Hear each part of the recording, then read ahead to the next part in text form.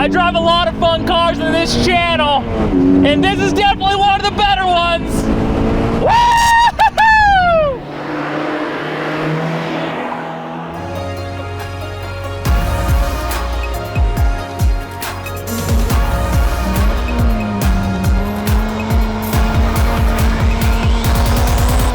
Hello everybody, it's another beautiful day in the canyon roads outside of LA here, and I am ecstatic to show you guys my new project car, this 2009 Mazda Miata.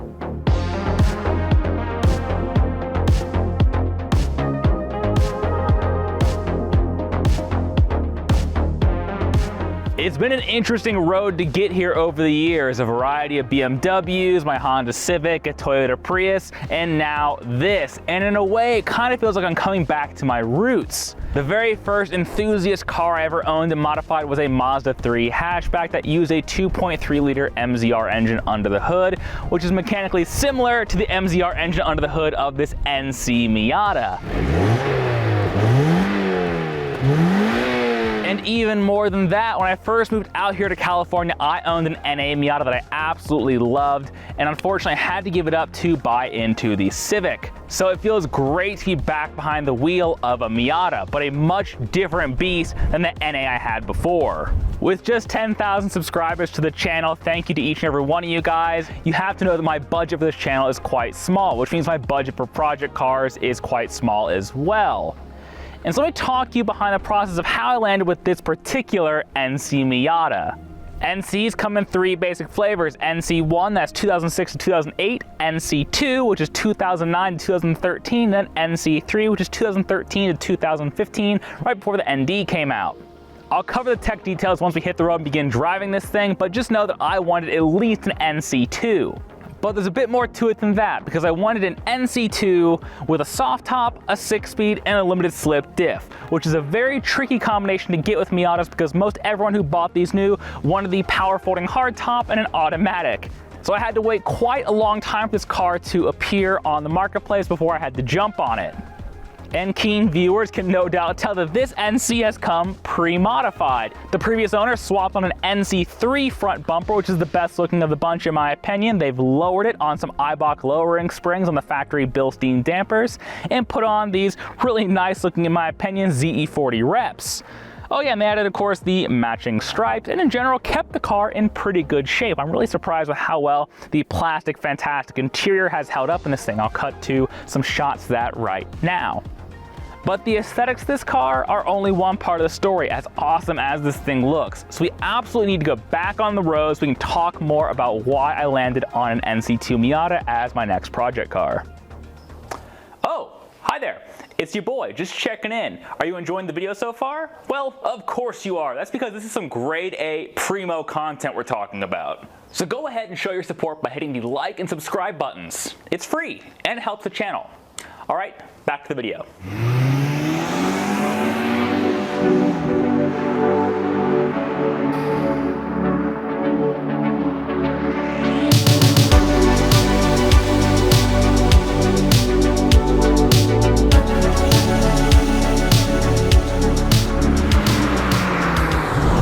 The NC gets a bad rap. They're often referred to as the boats of the Miata lineup. They're the biggest, heaviest Miata Mazda ever made. And it's true. Apples to apples, this car weighs in around 160 pounds more than a comparably equipped NB2. Though of course, it's relative because this soft top NC weighs in at just over 2,550 pounds. By any other standard, it's still a featherlight. And it absolutely feels it from behind the wheel.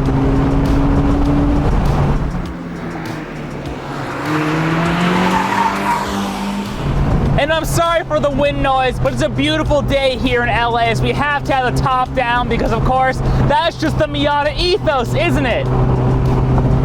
So let's roll through some basics and explain how we got here. Why did I buy the worst Miata, and why do I think it's actually one of the best Miatas? Here are some basic stats on the NC. Mine's a 2009. It's an NC2, the refresh. When the NC originally came out, it was kind of soft and squishy. The NC2 gave it a happier, smiley face, different bumpers front and rear, different wheels, and updated interior, and I think it looks so much better for it. I think the NC2 and the later NC3 are some of the best looking Miatas ever made. This 2,550-pound sports car is a front mid-engine design. The engine, while in the front, is almost entirely behind the front strut tower. That means this thing has an excellent weight balance, 50-50 I do believe, or very close to it. And of course, it sends power to the rear wheels as God intended through a glorious 6-speed manual transmission. One of the reasons why I sought out an NC2 in particular is because they actually revised the 6-speed and made it not only feel better, but make it much stronger compared to NC1s. I need to go back to the engine though, because that's the other big upgrade the NC2 has over an NC1. It's a 2-liter naturally aspirated inline-four cylinder engine that produces 167 horsepower and 140 pound-feet of torque. That's 25 more horsepower than an NB2. And explains why this thing is notably quicker. It does 0 to 60 in about 6.8 seconds. This engine, the NC2, revs out to 7,500 RPM. And as you can tell, it makes a pretty nice noise.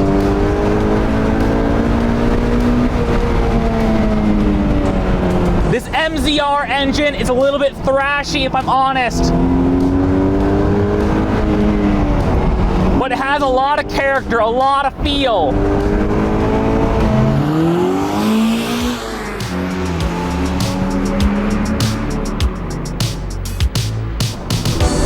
The engine is charming. It also helps that the previous owner of this vehicle has done a couple modifications, one of which is modifying the mid-pipe with a really large Flowmaster resonator, so it sounds a little bit more beefy than a stock NC2.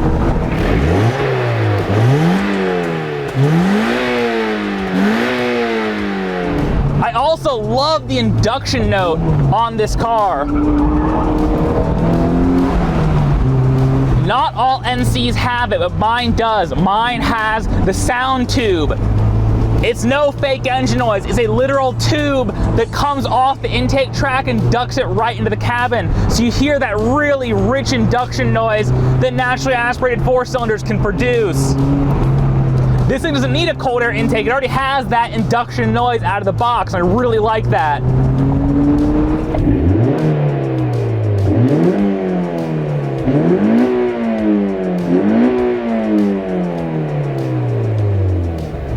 The NC2 engine not only revs higher than the NC1 engine, but Mazda made a number of durability improvements to make this engine a little bit stronger because, let's be honest, the NC1s are known for being one of the weakest, least reliable Miatas ever made. I have a lot of friends who bought NC1s because they were cheap and all had blown motors in the end. So for the NC2, Mazda added an oil cooler, a forged rotating assembly, a stiffer valve train, and that's why it can rev higher. That's why it makes a bit more power. And that's why the NC2 is eminently more desirable than an NC1.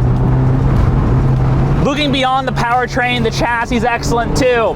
Super lightweight car, double wishbone suspension front and rear, so you get that really great camber gain under compression that cars with McPherson struts are very envious of. That means this thing has grip, and more grip as it goes through the corners.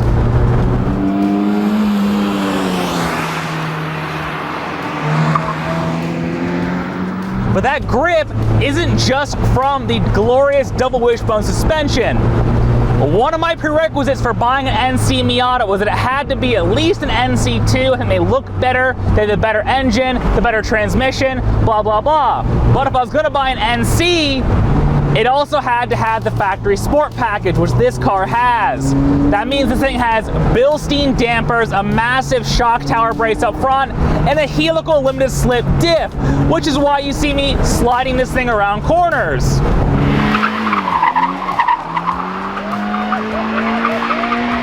It also helps that for the NC2, Mazda revised the chassis.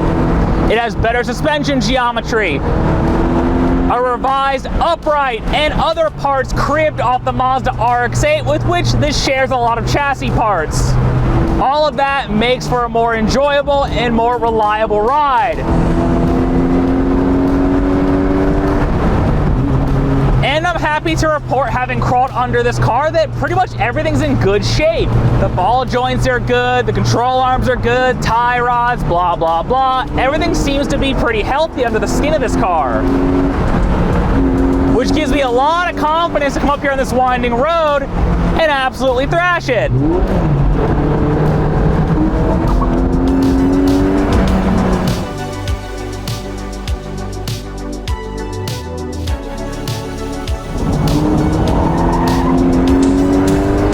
Happy face, big smiles.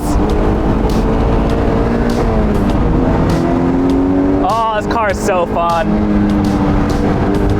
But yes, I have a lot of plans for this car. This is my new fun weekend and track build. As much as I was enjoying the Civic build, it got a bit too serious. It stopped being fun. And as expensive as going to the racetrack is, if I wasn't having fun, what's the point? I could literally stay at home, light my money on fire, and at least save myself the time if I wasn't having any fun with it and just wanted to blow thousands of dollars. So I had to take a step back. The NC is lighter, less powerful. It should be a lot easier on tires and consumables. And being rear-wheel drive, it means that when I get bored, I can go do donuts with this thing. Something you can't do in the Civic unless you want to do them in reverse. So while I'm gonna go to the racetrack and have a lot of fun with this car, I'm gonna make some concessions to keep this thing really nice. I already have a couple modifications I bought that are on the way. I can't wait to show you guys what I'm gonna do with this car. And hopefully you guys enjoy the content along the way, because man, this thing just makes me happy driving it, and that's really all that matters. Driving is about having fun. If you're not having fun, drive something else. So there it is. This is the intro to my NC build. Please follow along, like and subscribe and all that stuff. And if you have recommendations for things you want me to see me to do with this car, do to this car, do with this car, hey, drop a comment and let me know. Otherwise, I'm gonna keep thrashing this thing in the canyons and having an absolute blast. And I will see you guys next time where I go do more fun things with cars. Oh yeah, my name is Jake. You've been watching Drive, Brake, Fix, Repeat. Thanks, bye! Woo!